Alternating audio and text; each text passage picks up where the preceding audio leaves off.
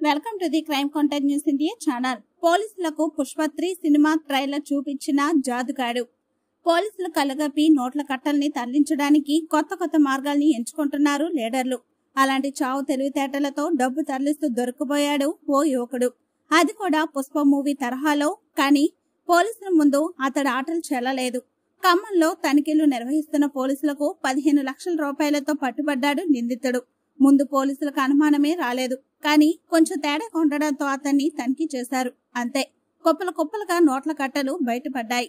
ముందు ప్యాంట్ జేబులో నుంచి నోట కట్టల్ని బయటికి తీశాడు. ఆ తర్వాత షర్ట్ విప్పేస్తే మరిన్ని నోట్ల కట్టలు బయటపడ్డాయి.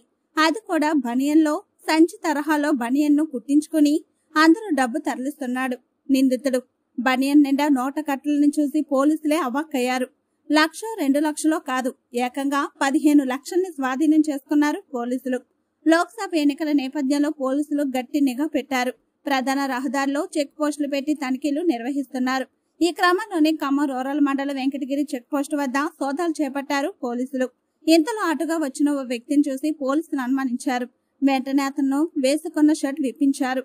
దీంతో 15 లక్షల రూపాయల నగదు బయటపడింది. ఇతగాడి తెలివితేటలు చూసి పోలీసులు ఆశ్చర్యానికి గురయ్యారు.